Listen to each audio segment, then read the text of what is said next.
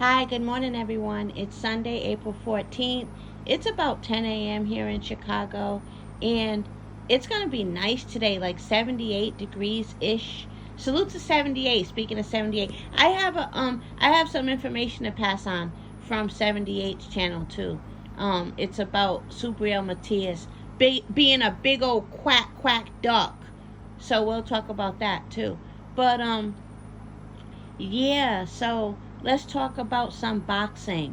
Um, where did I want to start?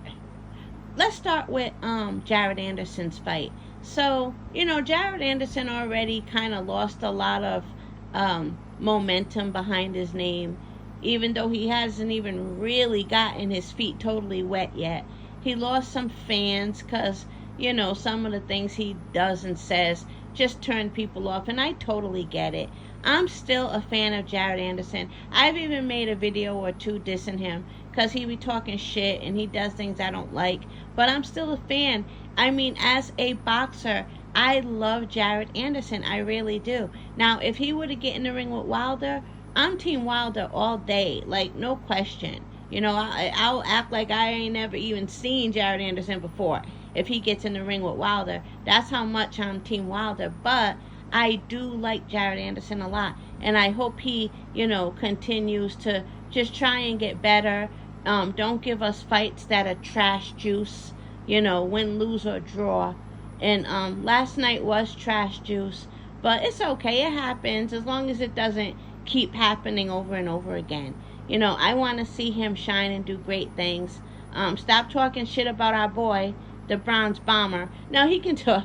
I'm just joking. He can talk shit. That's what they do. But yeah. Ever since that fight he had with Charles Martin, I don't know. Has he become a little shyer than before in the ring? I don't know. I hope not. But I hope he does much better his next fight, and I hope he continues to level up and do great things. Because as I said, I'm still a fan. I'm a softie when it comes to me claiming I don't like certain fighters, and then I turn around and like them again. I do the same thing with Tank. I do the same thing with Haney. They be pissing me off too, but I always turn around and I'm their fans. Speaking of Tank, because I'm Team Tank, did he call Devin Haney's fight this week flop week instead of fight week? I read something on Fanon's page. I think Tank called it flop week instead of fight week. I'm sorry. I know the Haney fans aren't going to find that funny. I think it's hilarious. Shit. Haney and Bill be talking shit. Everybody else can talk shit too.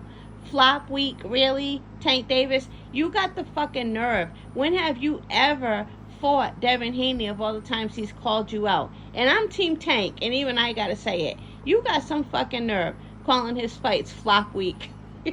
It's funny though. Tank, I hope you still keep your word about bringing a fight to Chicago.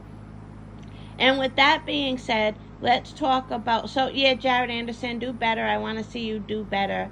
And last night was trash juice, and have a good day. But let's talk about Abdullah Mason. So Abdullah Mason, man, that first knockdown he scored, it happened so fast, man. That straight left, it happened so fast. And then he dropped the dude again with a body shot.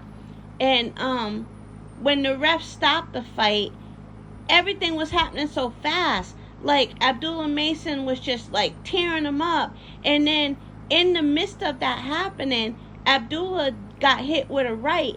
I kept trying to rewind because I wanted to really see him get hit and really see how he responded. But everything happened so fast, he didn't even really give himself a chance to respond. Like, it just happened so fast. And those are the kind of things I want to see. Like, what happens if he got hit, But man, he beat dude's ass. He's really, really good. So, like everyone else, I'm very excited for Abdullah Mason. And people keep, trying to get out of Abdullah Mason who's the best fighter amongst, Tank Davis, Shakur, and Haney.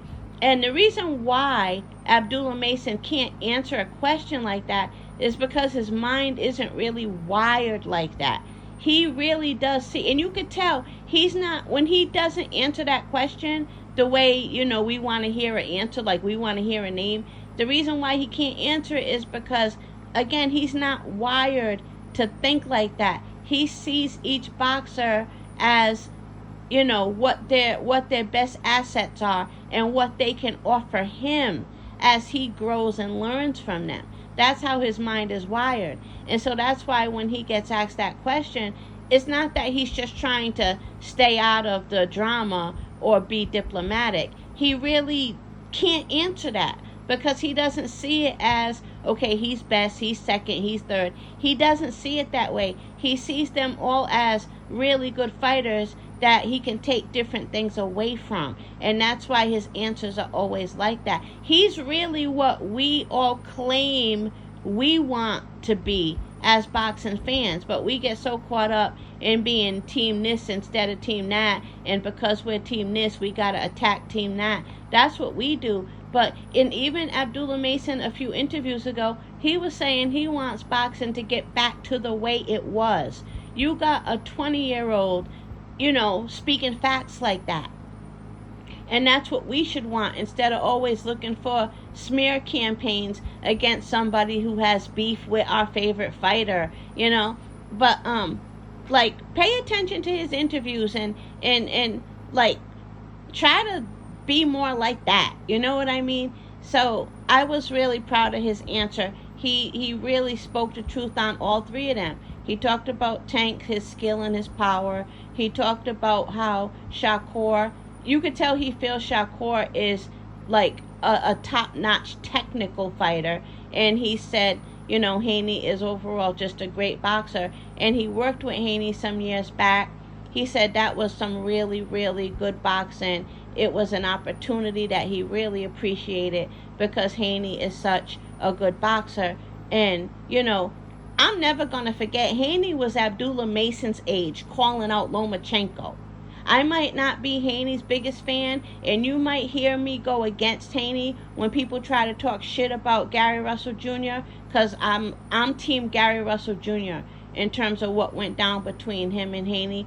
So you might hear me talk shit about Haney, but believe you me, I ain't never gonna forget when everybody was supposed to be scared of Lomachenko. Haney was damn near out of being a teenager, wanting that smoke. And I'll never forget that. And I'll always appreciate that. So yes, I am a Haney fan. And so he spoke on Haney and what a great opportunity, Abdullah Mason that is. He spoke on Haney and what a great opportunity that was to work with him. And then he did like a whole training camp with Shakur. You know what? People can say what they want about Shakur Stevenson, but that man is no dummy. He is smart. He might not always say the perfect things in interviews. He might get a little emotional sometimes and do the whole Tank thing on Twitter. I quit boxing and all that. He might get caught in his weak moments, but when it comes to boxing, that man is smart. He gets his hands on all of the best boxers. Pay attention to that. Make a video about that. He sticks with Bud Crawford. He gets that work with Bud Crawford. He got his hands on Abdullah Mason for like a whole training camp. Shakur Stevenson is very smart when it comes to him getting the work in behind the scenes. And everybody who works with him has nothing but great things to say about him. So you can hate, you can keep hating all you want, but Shakur Stevenson ain't going nowhere. And so I'm a big Shakur fan, as you can see. But so, yeah, salute to Shakur. Now let's talk about Kid Austin, okay? Let's talk about Kid Austin for a minute. Because I see that now that Abdullah Mason continues to show how great he is, you got certain people who feel like they have to pick one, saying Kid Austin don't want that work. Yeah, he'll demolish Kid Austin. Let me tell you something. I like Kid Austin. I like him, man. I heard him in interviews. I like that he thinks very highly of himself. Ain't nobody gonna tell him that Abdullah Mason or anybody else is better than he is. And I love that about him. And I love that he welcomes all smoke. Now we'll see if he really does. But I just like the way Kid Austin carries himself. I really do. I am a fan of his. I know a lot of people, like I said, feel like at this point they got to pick one, him or Abdullah Mason. I'm not doing it because I like Kid Austin. And guess what? If he and Abdullah Mason were ever to get in the ring, don't expect me to be 1000% Abdullah Mason. I like Kid Austin. That would be a win-win fight for me. I'd be happy if either one takes it. Now, honestly, if I had to pick one right now, I probably would lean more towards Abdullah Mason, but I don't know. You know, I like Kid Austin. I don't care. So I don't really want to see people dogging him or dragging him in any comments. I like that dude. I like that he thinks highly of himself and he wants to fight the best, you know. And one more thing before I go. So 78 was telling us, and I didn't even double check because I know 78 definitely spoke very accurately about this. He has no reason not to. Subriel Matias needs to go dig a hole in the dirt, stick his head in the dirt, and bury his head for that shit he said about how Devin Haney needs to do more and get his numbers up before he fights him. Quack, quack, quack. Like, and Subriel got so many people talking shit on his behalf. You just made a fool out of a lot of people, Subriel. And not to mention, who the fuck are you to tell Devin Haney he got to do more to fight you? You know, I understand Canelo and them are setting trends, bad trends for boxing. But certain people have the numbers to do that shit too. And then other people, you just don't have it. And Subriel, you're one of those people. You can't pull a Canelo or a Tank. You're not one of them. And I'm not even saying what they do is cool.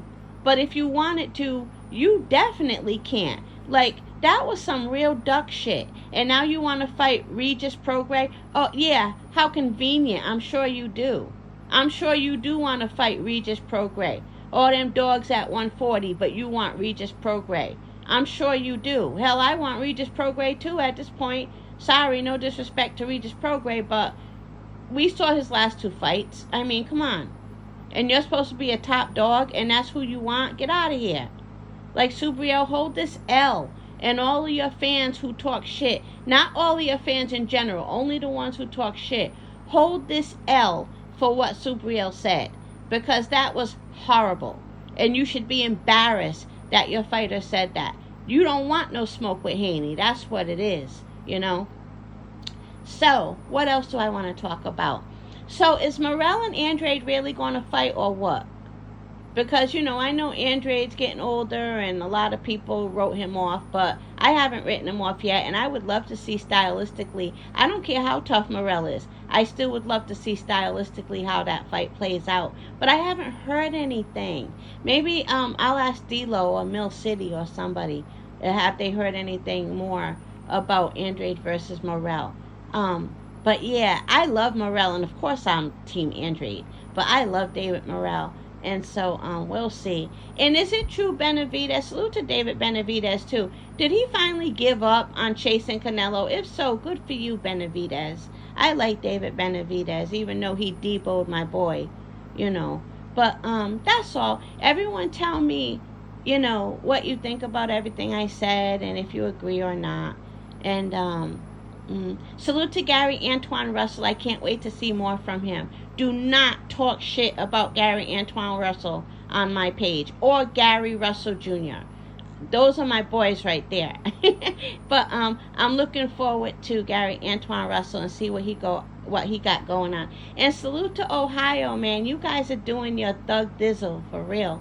I mean, I know, you know, Jared Anderson's fight wasn't great, but I'm still a big fan. And Abdullah Mason, again, congratulations, brother. That's all. Have a good day, everyone.